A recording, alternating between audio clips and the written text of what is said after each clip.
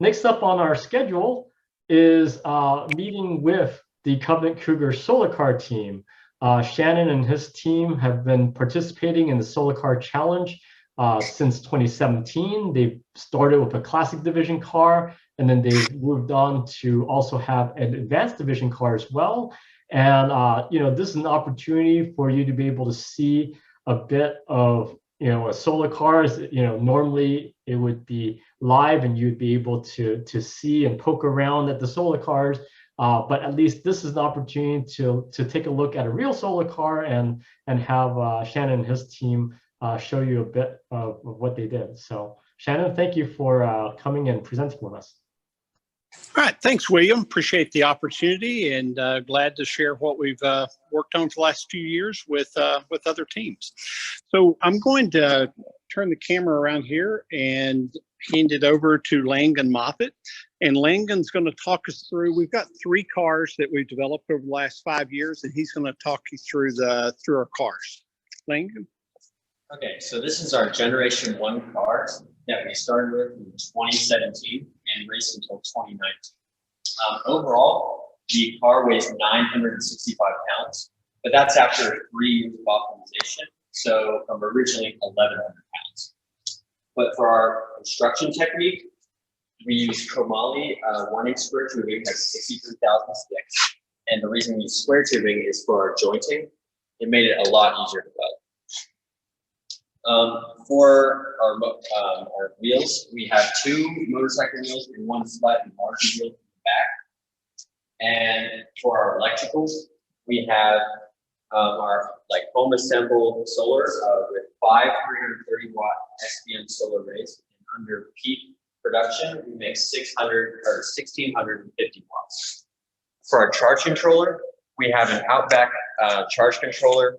On the other side, but go ahead. And then for our batteries, we have 4 12-volt sun extender batteries that are set up in series. So that produces 48 volts for our drive system.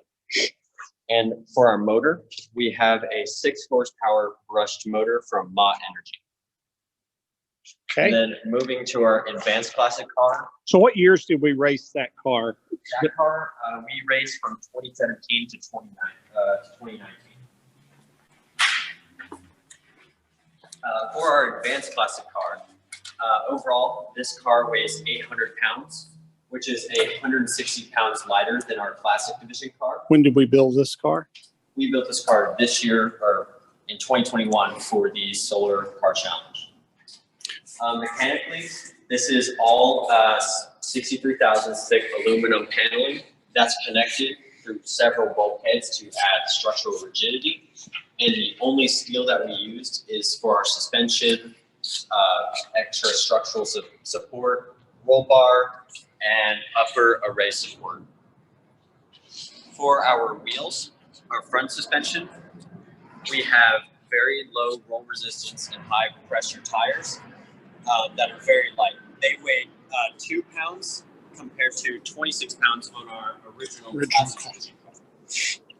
And for our rear wheels, we have 2 of these wheels back here because of the lead acid batteries adds a bunch of weight, and I'll go over that later. But the reason we have 2 wheels is to support all the extra weight, so one of these tires wouldn't pop. For our array, we have 6 300 watt modules that make up our array for a total of 1,800 peak production wattage, and they are 20% efficient. They are made by Shine Solar. And then for our charge controller, we have an Outback charge controller and that would connect to our batteries where they would normally be, which are 4 12-volt sun extender batteries, also set up in series to make 48 volts. So they're the same ones we had in the first car. Yes. Right? Okay. And then we have a golden motor, DC motor that is chain driven to this wheel over here. And that is a DC brushless motor. Okay. Then moving on to our advanced car. And we built this car in 2019 and raced it again in the most recent race in 2021. The overall mechanical construction is very similar to that of the advanced classic car, which the advanced classic car was modeled after this car. It has the exact same wheels as the other car and slightly modified suspension. Again, the only steel on this car is for our suspension, roll bar, and upper array support. For our overall electrical systems, we have a more efficient array compared to our advanced classic car, which is 22% efficient and makes 1,990 watts of power over 6 modules. And for our charge controller, which normally would be mounted behind our seat, would connect to our batteries, to our battery pack, which has a nominal voltage of 96 volts. And that pack. Keep talking. I'm going to show them the battery pack. Here's the battery pack sitting over here. It's made out of 390 of the 18650 cells. Okay. And that pack only weighs 65 pounds, which is actually very important to our wheel design, which I forgot to mention. It's different on this car compared to our advanced classic car. We have one wheel back here, which is just as thin or same width as the other wheels on our advanced classic car, but we only have one because of our pack weight is so low in comparison. What kind of motor do we have? Yeah, it has a, I believe, an alternating current Mitsuba hub motor that is direct. I mean, it's a hub motor, so it's directly connected to our wheel. But that's all of our cars in summary. Okay. Hopefully that gives a little bit of overview about the cars, and we're glad to answer any questions and try to do anything we can to fill in the gaps.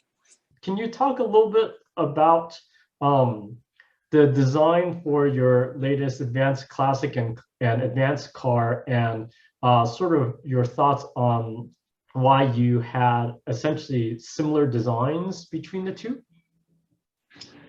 Sure, and I'll take that to start out with. We, as Langan said, our first attempt to use the aluminum monocoque technology was for the 2019 race. And it was our first foray into trying to do an advanced car. And we were less uninformed than we were when we started the whole thing and realized weight was important. And we didn't have the skills, we didn't feel like, to work with carbon fiber. So we tried to use an aluminum monocoque type structure to get weight down.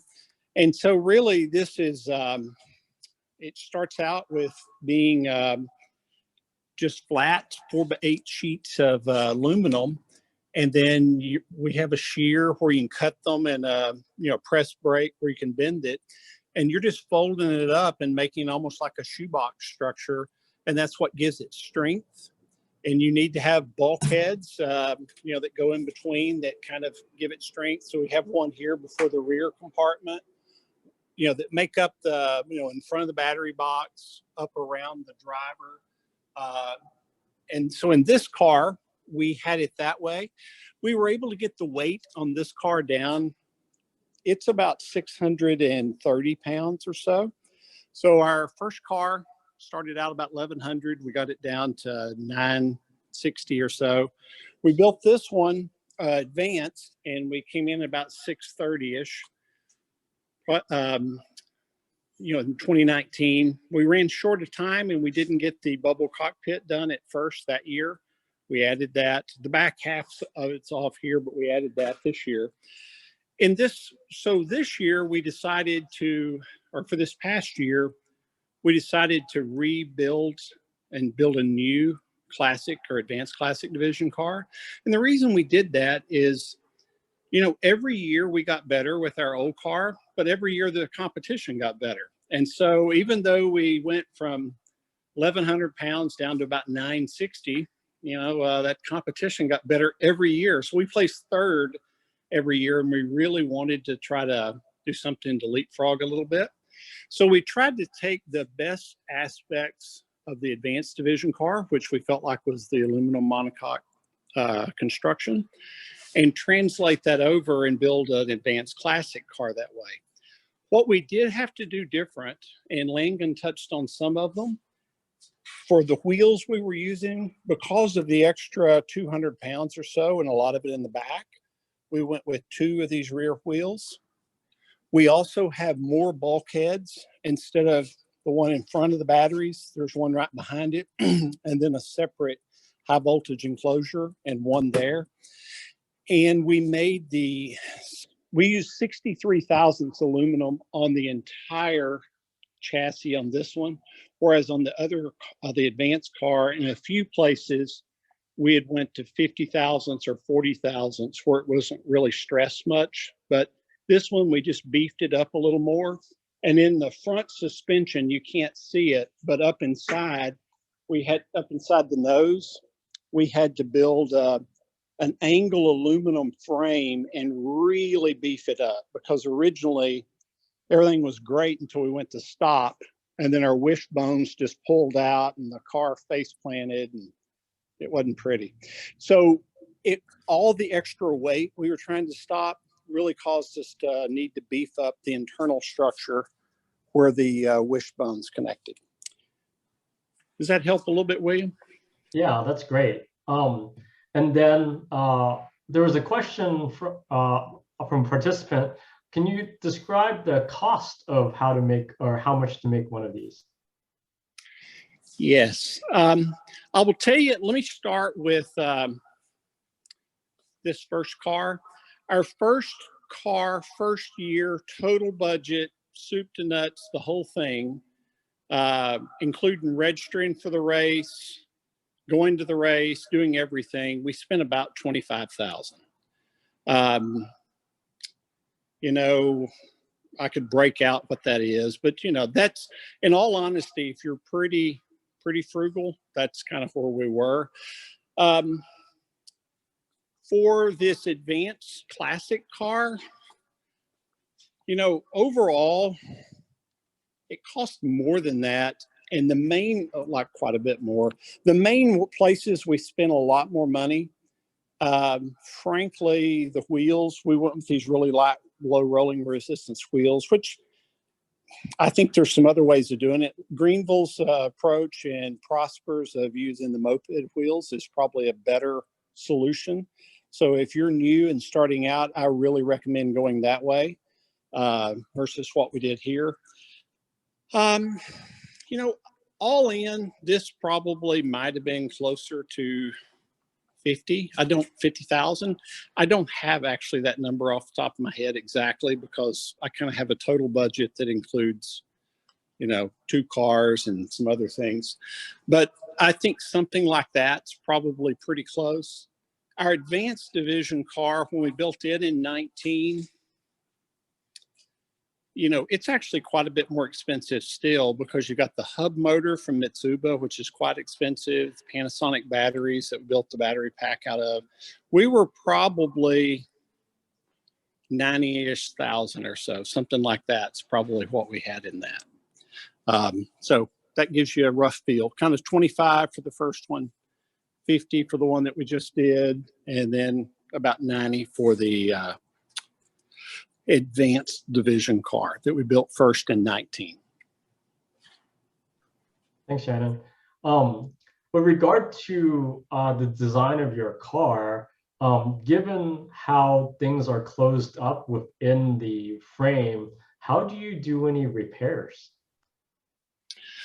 Well, yeah. Why don't you talk about that a little bit, Langan, and I'll stand right here, and you could kind of talk about how these are all removable. So in here, this is all of our high voltage. So this. Fact. Yeah, I'll walk over and we can see the this high has voltage. kind of a ratcheting system. So when we lift it up, it gives us access to work with, and this is where all our high voltage goes.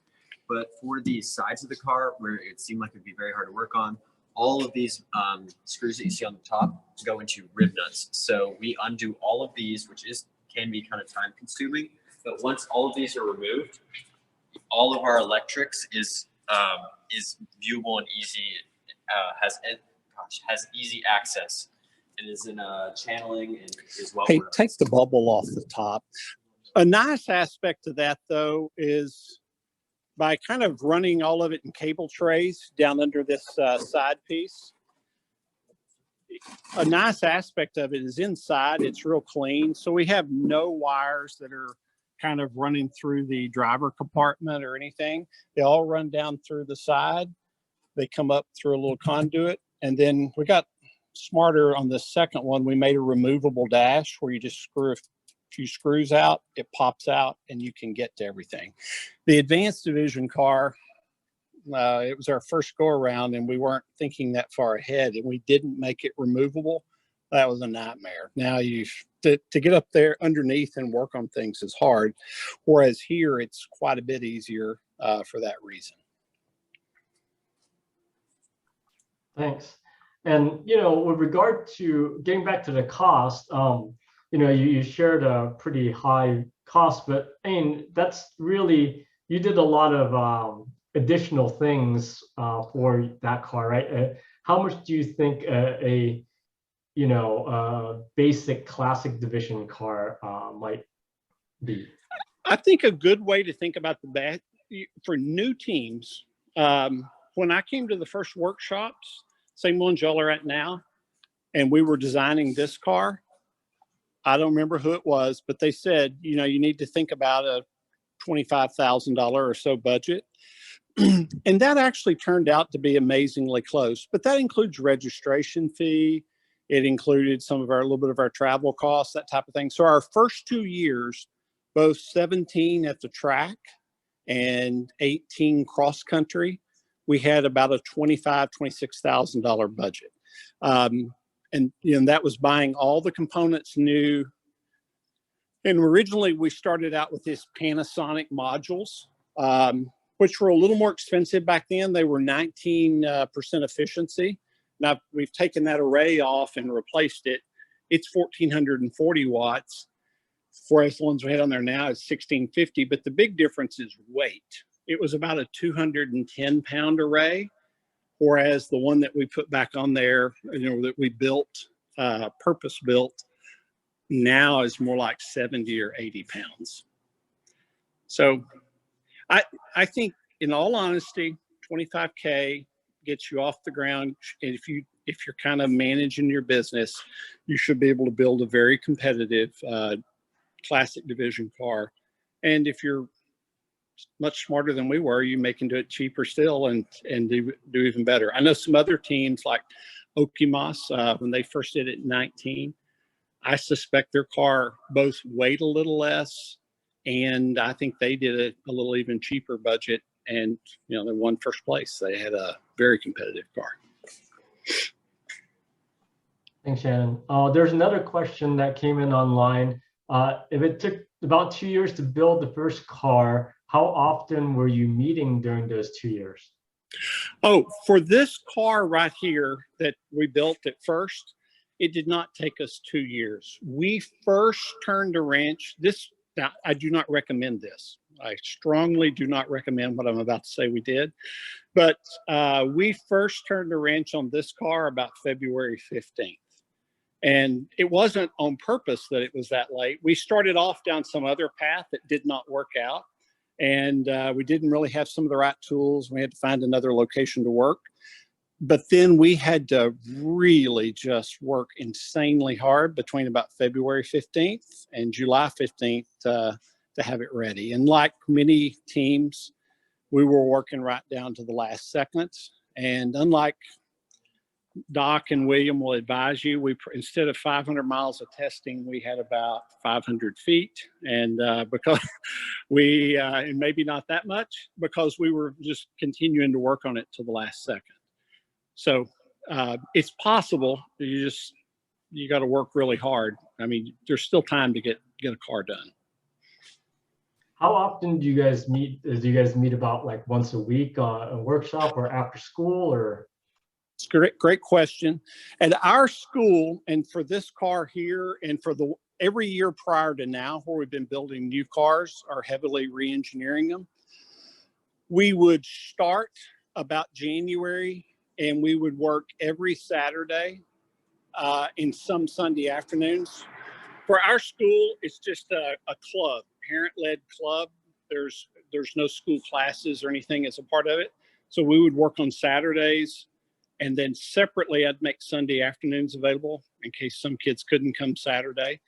But we we did that pretty much, I don't know, 90% of the weekends from January till July. That was in 17, 18, and 19 when we built those cars. For 20, we started earlier we started about November, and we were trying to build the car that's here. We got till about March, and like everybody else, COVID put us out of business for about 5 months, but we got back together in August of 20 and continued to work from August through July. And we worked most weekends and most, on Saturday and some Sunday afternoons.